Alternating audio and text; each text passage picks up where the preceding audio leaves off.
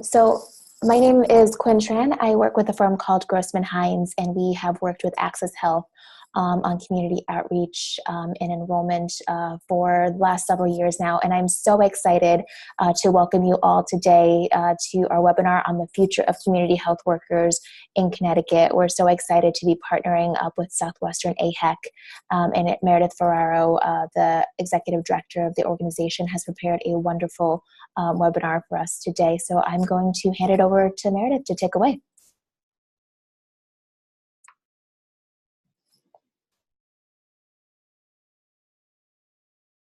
Meredith, are you there? I'm here.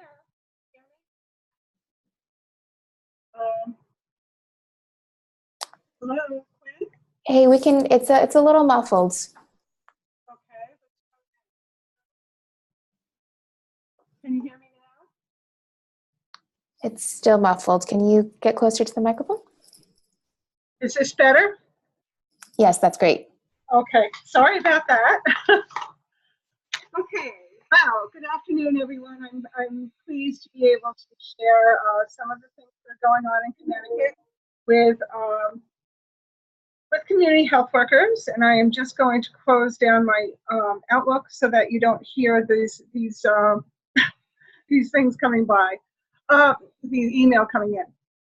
So I'm happy to give you some information today, and hopefully you'll learn about how to describe community health workers to identify the importance of the qualities of community. Hey, Meredith, I'm sorry to interrupt. Your audio is going in and out. I'm not sure why. Okay, is this better? That's wonderful. Okay, I've got to sit on top of my computer.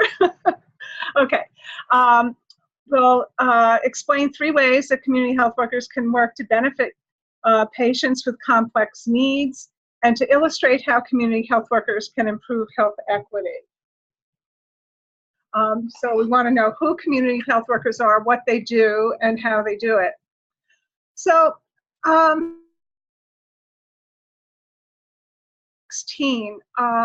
community health worker definition was developed for Connecticut, which has since changed, but I wanted to highlight the importance of some of the wording that is in there, because these key points in red are so important for people to understand about community health workers. Community health workers are frontline public health workers, so meaning that they are out in the community, working in the community, and they are trusted members of the community. And this is so important because we all know what it's like to trust somebody and not to trust somebody. Community health workers have a unique understanding of the experience, language, culture, and socioeconomic needs of their communities. They serve as a liaison and intermediary between the clients and individuals, and then their health and social service agencies and needs, and help to facilitate that access to care in whatever their needs may be. And this helps because it improves them getting services, and it also provides better quality and cultural responsiveness of the service delivery. And of course, the buzzword is community health workers always addressing the social determinants of health.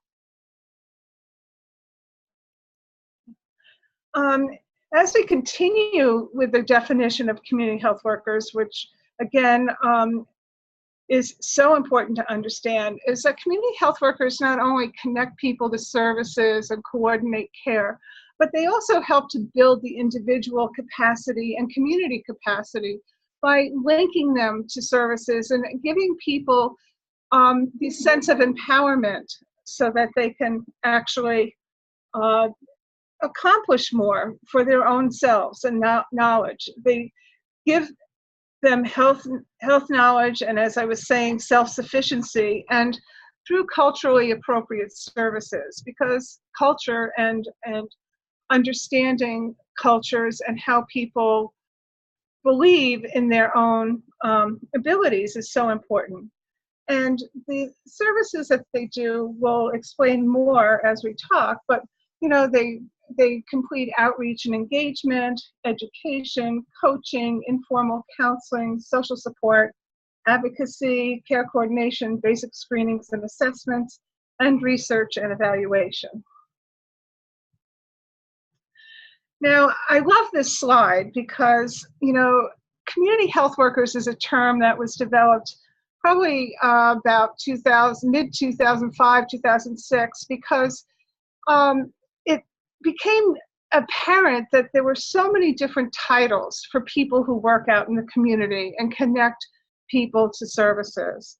And so the term community health worker has been adopted across the country as an umbrella term to cover the titles of so many other people. And you can see, so many of these titles are this is just a few of them, but community care coordinator, certified application counselor, lay health worker, patient navigator, all of these people, promotores, all of these people do outreach and connect people to services and do things in the community. Next slide. And what's so important about community health workers is that all of these people, despite the titles, and I neglected to say that actually on the California Association for Community Health Workers, there's actually a list of 187 titles of community health workers that has been brought together by actually the state of Indiana. So there's so many different titles of people who are doing community health work. But here, in terms of making a connection, the center of the whole piece, which I mentioned before in the definition, is that there's the nature of trust that community. And trust is so important. It means that you keep your promises. It means that there's openness and communication with everyone, acting always with honesty and integrity and without any hidden agendas, and meeting your obligations to look out for other people's interests as well as your own. Community health workers have a passion for the people that they're working with, and this helps to build the trust with their clients. And so things really get accomplished. Next slide. So these two, this slide and the next one, I borrowed from Carl Rush, who is a community health worker, ally and instructor and expert for many, many years. And I've known him forever, and he's been doing this work for many years. And, he always likes to point out what's distinctive about community health workers. What makes them special for the work that they do. And it's hard to look at community health workers now because so much is going on in getting community health workers more involved with clinical care. And, sometimes there's confusion about how community health workers are different. And one of the things that has been said and was in part of the definition is that community health workers are a public health worker. And what that means is that they do not provide clinical care, okay? They really do not. They may take a blood pressure, they may help do some general screenings, but they're not clinicians.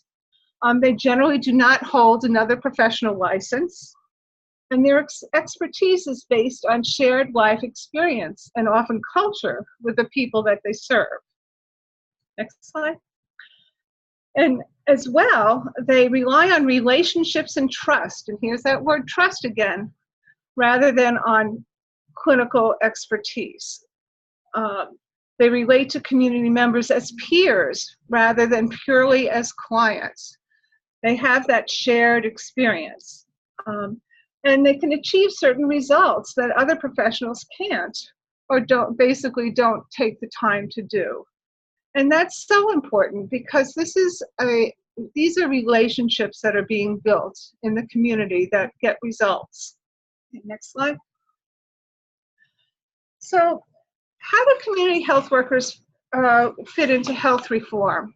And when the Affordable Care Act was written, a number of years ago, not almost 10 years ago, not quite, but community health workers were included in it. And the main areas that community health workers were included in had to do with care coordination, consumer engagement, outcomes, data, and payments, and also population health management. And with health reform, population health is become another term that's being included in terms of not only individual health of a person, but community health, and looking at getting communities healthy. So this is so important as we look to what's happening in Connecticut and what we'll be talking about in a few minutes. So next slide. The social determinants of health are things that are so important for people to be included in somebody's health care. We know that health, if we look at a pie chart and if we look at what determines a person's health, only about 20% of that pie is actually covered by clinical care. Social determinants of health are really the complex, integrated, and overlapping social structures and economic systems that are responsible for most health inequities. And so when we look at social determinants of health, we have systems and areas that affect people's health in various communities. And communities that involve poverty are more affected by social determinants of health. And these areas are really determined, as in terms of the 5 key areas are economic stability, education, social and community context, health and healthcare, and the neighborhood and built environment. So how does this play into working with a client? Well, if a community health worker may go to visit somebody for the first time, and they may be introduced to them and find that they're visiting them in their home and find that there's leaks in the roof and that there's rodents infested in their house. And they're so concerned about these things that they haven't been able to take care of their own health because they're worried about their children's health. And their children have asthma. So there are many things that complement people's health that have to do with their living environment, their housing, and a community health worker will take these kinds of things, the housing issues and the problems, into consideration and work with them so that their health will also get better. Okay, next slide. Okay. I wanted to just mention a policy brief that was published earlier this year that is available at the link, and it's called Addressing Social Determinants of Health Through Community Health Workers, a Call to Action. And a group of people, through the Hispanic Health Council and funding from the Connecticut Health Foundation, developed this policy brief, and it gives 20 to 21 recommendations to support the work of community health workers when they are addressing social determinants of health. It's so important to include understandings of how much time it takes a community health worker to see a client when there are things to address that aren't necessarily, related to their clinical diabetes. But these kinds of areas, the recommendations fall into these categories, which include payment for community health worker services, community health worker caseloads, community health worker recruitment and training, reflective and trauma-informed mentoring and supportive supervision of community health workers, integration of community health workers into care teams, and documenting the effects of community health worker services on social determinants of health. So there are a number of recommendations in this policy brief that point out areas of community health worker work that need to be considered when you're having community health workers go out in the field. So this is an important brief that came out, and you'll be seeing more about it. Next slide. If we start to talk about what community health workers do in Connecticut, back in 2012 and 13, working with the Yale School of Epidemiology and Public Health, we had community health, we had Yale public health students, Masters of Public Health students, work with us in developing a survey across the state that analyzed and asked all sorts of questions about community health workers and employers and their needs. And we had 43 community health workers and 97 employers respond, which we actually were happy with, because back in 2012 and 13, the buzzword was not yet community health workers. But we found interesting information under community health worker characteristics, healthcare employer characteristics, training, and reimbursement. So the next slide. Oh, there's one before that, I think. There should be. Oh, no, there isn't. Okay. Well, there is actually a slide that talks about, that I didn't include in here, that I thought I did, of what community health workers do. And there's a chart that actually shows the most important thing that community health workers did most often for basic needs assistance. The next one was, and that was almost 50% of the community health workers said that they did basic needs assistance. And at 42%, insurance was the next piece that they helped with clients with. The next one was housing. And then it continues down through youth health, women's health, nutrition, HIV/AIDS, pregnancy, prenatal and breastfeeding, etc. And then it goes on into other disease categories.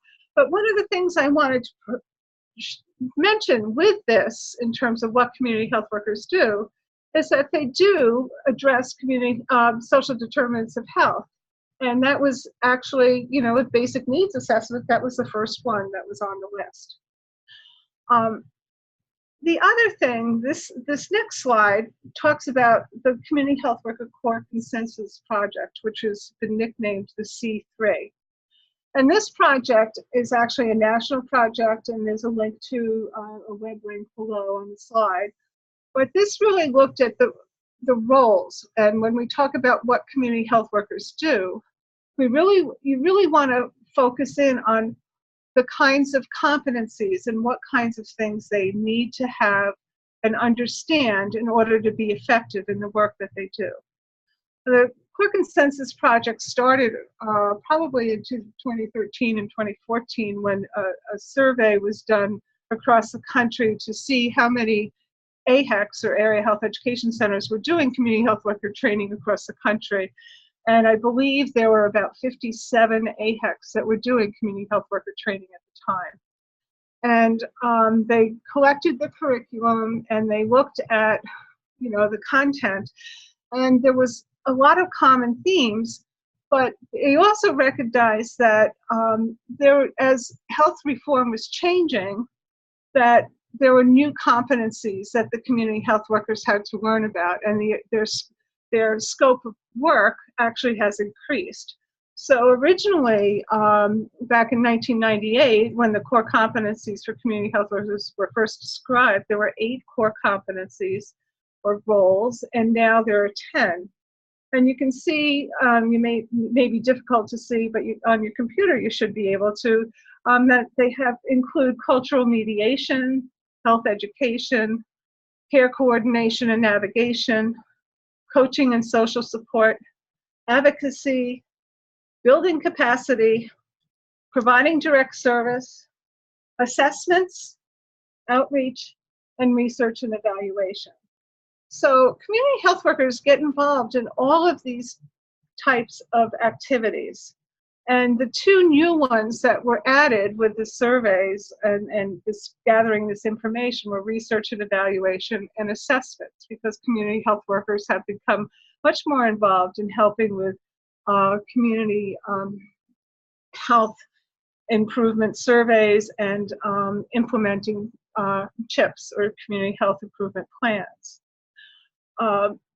These core competencies have been developed as a result of interviewing and surveying community health workers across the country. The C3 project actually engaged 25 states and their community health worker associations and had them review and talk about the types of work that they do on a regular basis. And as a result of the study that they completed, the surveys and the interviews and visits and everything with these community health workers in 2016, they came out with these 10 core competencies, which are really the basis for moving forward in developing curriculum for community health workers. But these core competencies are felt to be are competencies that every community health worker needs to be educated in. Next slide. The other piece that the core, the C3 project talked about was the qualities of community health workers. You know, it's always easy to talk about the training and knowledge and skills that community health workers have, or any individual in their job. But qualities and how community health workers act and interact with people and what are their innate qualities has been identified, and these bulleted points are important. And you can see, you know, that community health workers have to be able to build relationships and interact with people, and all of these qualities are really key to successful work as a community health worker. And it is recommended, even if you're thinking about hiring a community health worker, to keep these qualities, you know, in your bag of tricks or questions when you're interviewing community health workers, because you want to know and make sure that people can do the work and be successful. Next slide. Now, remember all the names that we had for community health workers? Well, there's all sorts of ways that community health workers are used. Next slide, which I don't think, let's see. Well, I'm going to just talk about, let's go back one slide. Can we go back one? Okay, how are community health workers used?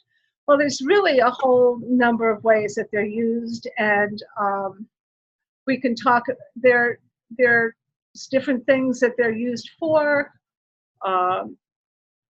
Insurance enrollment. I mean, Access Health CT uses outreach and certified application counselors, and they certainly build relationships with their clients and help them get enrolled in insurance and do outreach. HIV case management is another example of how community health workers are used. There's a number of agencies or social service agencies that interact with and do community health worker work, such as community action agencies, and helping clients receive resources and benefits that could help them. In the behavioral health and substance abuse arena, we have peer advisors or peer counselors that are always helping their constituencies and their clients. Community health workers are used in follow-up after hospital discharge and after ER visits to make sure clients are getting the services and resources that they need. Asthma home visiting is extremely important in order to do successful home assessments and making sure their families are utilizing tools to help keep their houses, you know, ready to keep the dust and the mites, and, you know, keeping the house clean as much as possible to help with asthma. There are other programs such as the Connecticut Breast and Cervical Cancer Early Detection Program, and Wise Woman from DPH, which focuses on cardiovascular health and screening and cancer screening.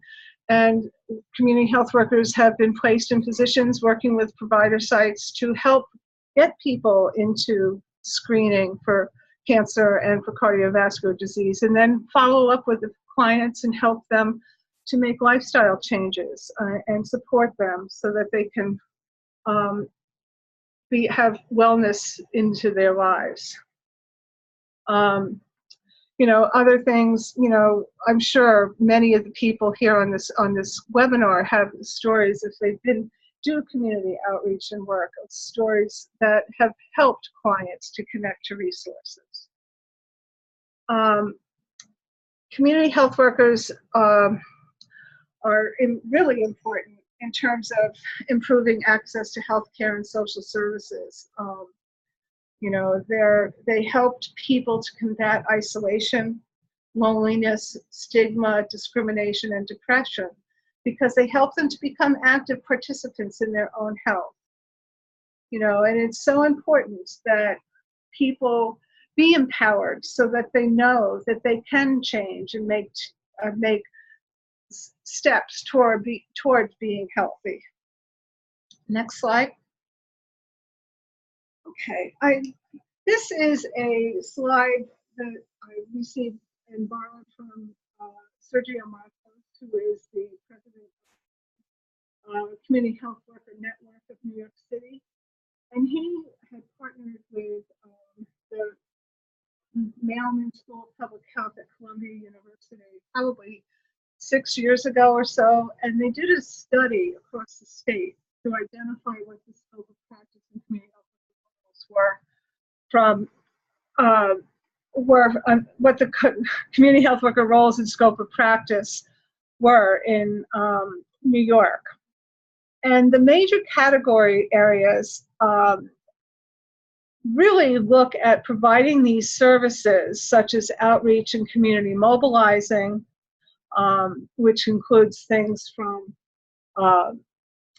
providing materials, doing home visiting, looking at community strengths and needs assessments, promoting health literacy and advocacy, and also system navigation, getting people navigated throughout the different healthcare systems as well as community systems, being a community cultural liaison, getting involved in participatory research if appropriate in communities.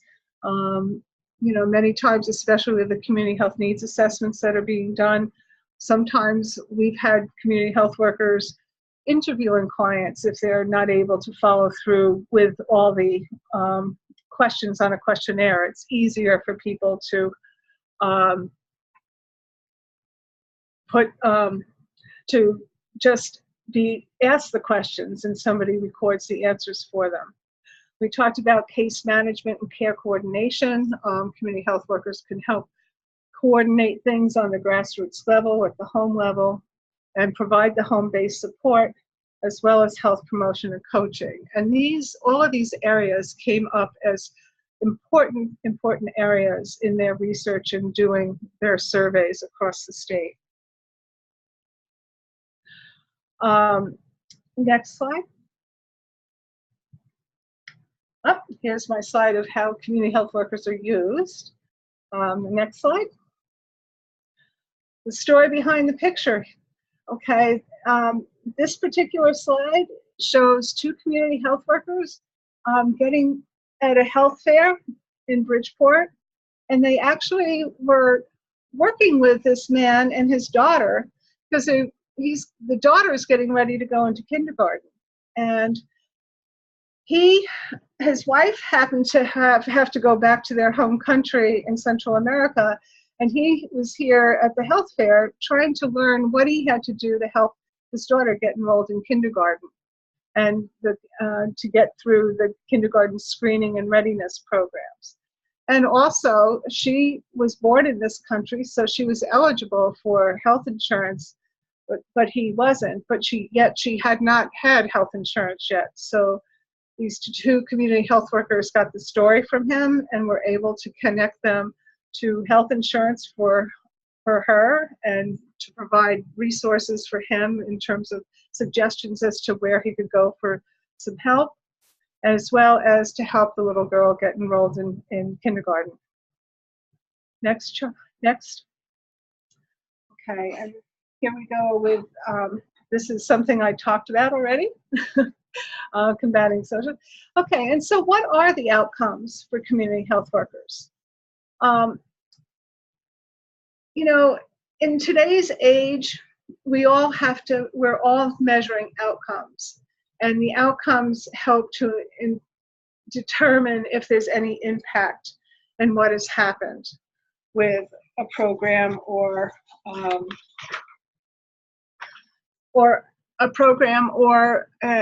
even a plan of care. So what kinds of outcomes have been measured and determined to be successful for community health workers? And each one of these bulleted areas has been shown. There is research, and I can provide a list of resources if necessary, if you'd like, a bibliography. But community health workers have been shown to help people increase access to care, and they get a better quality of services. And a lot of this is due to their understanding of the culture and even being able to provide linguistically appropriate care. And we all know that medical interpretation should be available to all, but it doesn't mean that there's a connection with the person who's always interpreting for the person. And community health workers, if they speak the same language, are able to do that, and also building that trusting relationship. Improved health outcomes have been shown in numerous studies for chronic conditions, especially diabetes and asthma. Even if there's multiple chronic conditions, many of the studies have shown that community health workers have helped the patients understand what they need to do for themselves and how to access the services that they need. Maternal and child health, it has been proven that community health workers assist patients in accessing prenatal care, as well as understanding breastfeeding and other important aspects of maternal and child health. Aging populations have also been successfully shown that help when being guided through navigation and through services are important.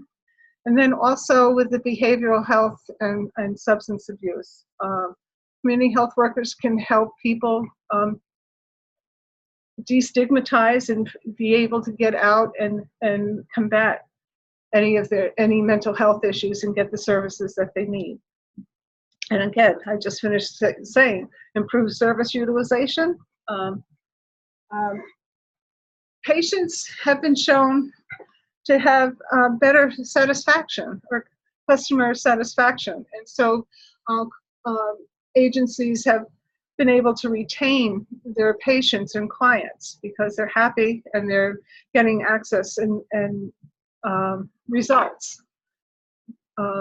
Their patient understanding is better, and there's definitely shown that with the navigation and assistance and patients understanding the importance of keeping appointments in their care, that there's lower missed appointments or no-shows. There's reduced inequities in health outcomes.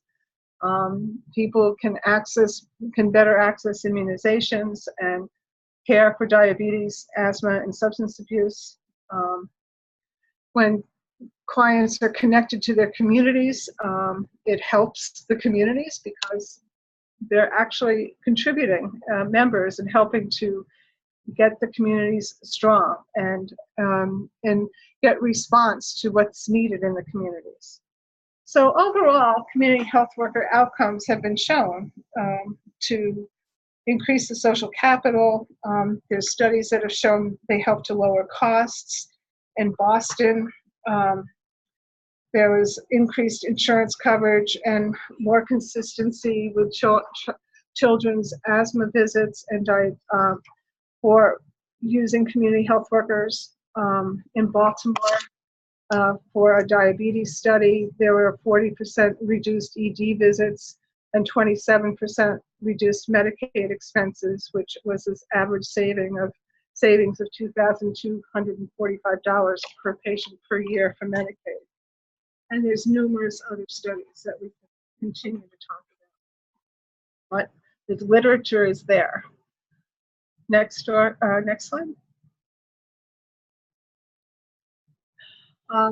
Just a few things about the Connecticut State Innovation Model Grant, the SIM grant we call it. There is a community health worker advisory committee, and it is working to help integrate and build the infrastructure for community health workers in Connecticut. There are a few pilot projects that are going on right now, including community health workers in these pilot projects. One is the Community Clinical Integration Program, which CCIP is the actual acronym. And community health workers are being utilized for complex needs, and peer advisors and peer counselors are used for behavioral health. And the health equity standard has really been a focus for inclusion of community health workers. And it's really to help show that community health workers are effective in helping to promote health, improving access, and reducing costs. Next slide. Community Health Worker Advisor Committee, as I mentioned earlier, has been working from 2016 to present.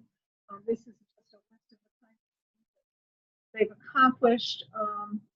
There was actually legislation that was passed in 2017. Okay, I was just told that you couldn't hear me. I'm sorry, I got too far away from the computer again. And the legislation actually provided a definition for community health workers, which is slightly different from the one I showed previously, but includes the same concepts. And it also asked for a feasibility study to look at how certification might be implemented in Connecticut. So for community health workers to be certified, and the reason for having the certification for community health workers would be to enhance the ability for payment for community health workers. We can talk a little bit more about that if you have questions. We've done a lot of work has been done in terms of providing best practice manuals for community health worker integration into teams. And there's also a community health worker website that continues to have more and more information put on it, but it's chwresourcesct.org. Next. Okay. The other piece that we're really looking on, and I'm sorry I have other slides, but they're not on this version. But we have been looking at certification in other states. There are currently 17 other states in the country that have certification for community health workers. And we're looking at processes and possibilities of what might be feasible here in Connecticut. The Community Health Worker Advisory Committee is leading that, and there are also 3 design groups with people who have chosen to volunteer to be part of this, and we're in the midst of putting together a report which looks at how community health workers certification is actually how it would be administered, and the methods of administration of the certification program, what would the certification requirements be, and what the training requirements would be for community health workers. And that report will actually be released the 3rd or 4th week of July for public comment.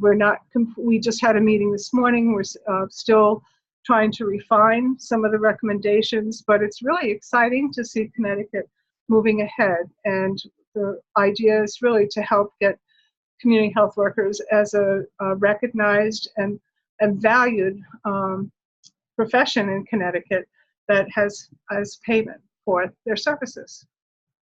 Okay, and that's it. Thank you. All right, thank you so much, Meredith. That was wonderful. Before we go into just a few quick slides on Access Health, I'm going to post a survey for everyone to take in the chat box. We would love your feedback on today's webinar, and if you have any other ideas for upcoming webinars. So please just take a moment while I go over a couple of quick slides and take that survey. And if you have any questions for Meredith, please type them into the chat box. So we will take those questions in a couple of minutes as well. So I'm going to breeze through this. I'm going to skip over a couple of the slides here, but we want to let you know that if you are looking for someone from Access Health to come speak to your organization, or if there are events in your communities, whether they're health fairs or festivals or back to school events, or if there's an opportunity for us to table at your organization, please let us know. You can email us at outreach@accesshealthct.com and give us your ideas, your events, your webinar ideas. You can either email us, or you can also enter it in the SurveyMonkey link that is on your screen. And the other thing I wanted to point everyone to is our community page. So on there, you'll see our upcoming events. If you know someone who wanted to participate in today's webinar, but they weren't able to, we're going to be posting the presentation as well as the recording on that site in the next few days, so they can access it there, and they can also see what other upcoming webinars we have on that site as well. It's learn.accesshealthct.com/community. And the last thing I want to point out is we have the date. Please save the date for our third annual community conference. It's going to be Friday, October 19th in Cromwell, Connecticut. We hope you can all join us. We'll be sending out invitations with the RSVP link soon. And up top in the middle there, you'll see a picture of our panelists during the Community Health Workers Workshop last year. And Meredith graciously presented on that panel as well. So if you want to see other panelists who are just equally as wonderful as Meredith, I hope you can join us for that conference. And I think that is it. Here's our contact information. I'll move into some of the questions that we had come in for Meredith. And again, if you have any questions that just popped into your head right now, feel free to enter them into the chat box. Meredith, can you talk about what assessment documents community health workers should be using? Well, that's a really good question. It really depends upon the employer and what their outcomes they're looking for. I know that everybody has, clinical practices anyway, have EHRs and electronic health records, and we encourage community health workers to be able to have a place where they can document their work within the electronic health records. In terms of the social determinants of health, I know the community health centers have access to a tool called Prepare. And then I heard this morning, actually, at a meeting, that Connecticut Hospital Association has come up with a tool that they want to be implementing in the hospitals as well. So is there anything in particular? I think documentation and assessments are something that really is particular to the specific job and the employer. Got it. Thank you. I hope that answers it. And Meredith, how should community health workers create relationships and partnerships with community social service providers? Well, they could probably teach me how to do it better. I think it's a matter of identifying the social services providers that may have resources that you may need as a community health worker. There's many ways you can do it. You can, call them, send an email. Again, it's about building relationships and getting to know people. From community health workers that I've worked with in the past, they've talked about, getting to know maybe one person and getting to know their name and asking if they could contact them again in the future. And it's really about building relationships and really, again, learning to know what resources are out in the community. I know 211 has expanded a lot and has a tremendous number of listings of resources. And I know community health workers themselves develop their own resources in addition to whatever 211 has. So I think it's a matter of building relationships, knocking on doors. So I don't have, I'm sure other people can probably give me more information. And how do you think Connecticut can do a better job of sustainably funding this work? I think advocating about the importance of community health workers. I know that from what I understand with some of these pilot programs that are being done through the SIM grant, with the CSIP and PCMH Plus, that they're very happy with the results that are being provided with the clients. And I think it's really joining the bandwagon to help say community health workers are important. We need them, and we need to help you to pay for them. And it's been done in other states. They're starting to, change the payment systems and reform the payment systems. And I think that's where it's a little bit slow in Connecticut because it's hard to change a whole payment system, going from fee for service to maybe value-based or global payments. So it's a process, but I think the more community health workers are shown to do the good work that they do and how the kind of outcomes and results that they get will make that difference.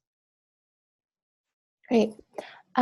We have a question here that I'll answer if you don't mind. It's about how can a community health worker become a certified application counselor through Access Health? And I know we have probably a good number of CACs on the webinars today, but Access Health will certify organizations and their staff members or volunteers to participate in the CAC program, and as long as you're affiliated with a federally qualified health center, hospitals, issuers, a municipality, or a healthcare provider organization, you can come to Access Health to go through the certification process. And so if you have any questions on that, please feel free to email us. Again, you can reach me at outreach@accesshealthct.com if you have any questions about becoming a certified application counselor and helping people sign up for health insurance through Access Health. Meredith, can you talk about how can we successfully integrate a new community health worker program into existing care team models? Well, I can give you some pointers. I think number one, it's important for everybody on the staff to understand what the role of a community health worker is, and that also includes the employers or the clinical staff or whichever side it is to also outline what role they want the community health worker to play. I think it's important that everybody understand what the community health worker can do and how they'll work together. I think also having the community health workers spend time with each of the team members to understand how each one of those members does their job, so that it becomes an understanding of how each other does their work. And that really helps to integrate a team. I think community health workers in a clinical setting become part of a huddle or become part, I know in the Bronx Lebanon Hospital in the Bronx, I mean, the community health worker actually goes to the doctor's visit with the client and reports on the kinds of things that the client think about talking to the doctor about. And they've actually hired a number of community health workers and have an apprenticeship program in the Department of Family Medicine at Bronx Lebanon Hospital. So they've really embraced community health workers because they see what a difference they make. But it's really educating and making the effort to have everybody understand each other's roles so that they learn better how to work together. Thank you. What resources or support do you think Access Health Connecticut or other Connecticut institutions can provide to help support community health workers and making sure people get and keep and use health insurance? Wow. Well, I know that these webinars are helpful, and I think that I know that you provide. I know Access Health CT can come to a site and provide information about, what the current status is of enrollment. And I think it's really having the educational information and materials and having access to somebody to talk to if a community health worker is having issues with a client with health insurance. I think Access Health CT is an important team member. An important resource for any community health worker and vice versa. Actually, I think the community health workers can help Access Health CT see some of the issues that are happening out in the community. Yeah, absolutely. We want to, know what you're experiencing on the ground, and we want to be good partners to you as well. So I'm going to repeat that email address again, outreach@accesshealthct.com. Would love to hear from you if there are, issues you're running into or have suggestions on how we can better work with you. Please reach out and let us know. I have one last question here, unless there's any other questions that are going to be coming into the chat box in the next couple of seconds. But before I ask that, I'm going to once again post our SurveyMonkey link. So please, before you leave the webinar today, just take a minute or two to fill that in, and that'll really help us plan for future webinars. Meredith, the last question I have is how is health insurance literacy, or is health insurance literacy important for community health workers to know? Absolutely. And I think it's important for any individual to know that has health insurance. It's not just community health workers, but I definitely think that it is a topic that they are able to help clients with, because many people do not understand the insurance and how it works. So I do think it's an important topic. And it is something that I think is something that could be covered with trainings in community health workers. I know there's an organization here in Connecticut, the Health Disparities Institute, that has a project about health literacy, health insurance literacy, and we certainly look forward to working with them. Great. I don't think I see any other questions coming in. So thank you everyone so much for joining us today. And thank you again, Meredith, for being our wonderful presenter. We will be sending out this recording as well as the presentation itself. So be on the lookout. That'll be in your inbox in the next couple of days. And thank you again. I hope everyone has a wonderful day.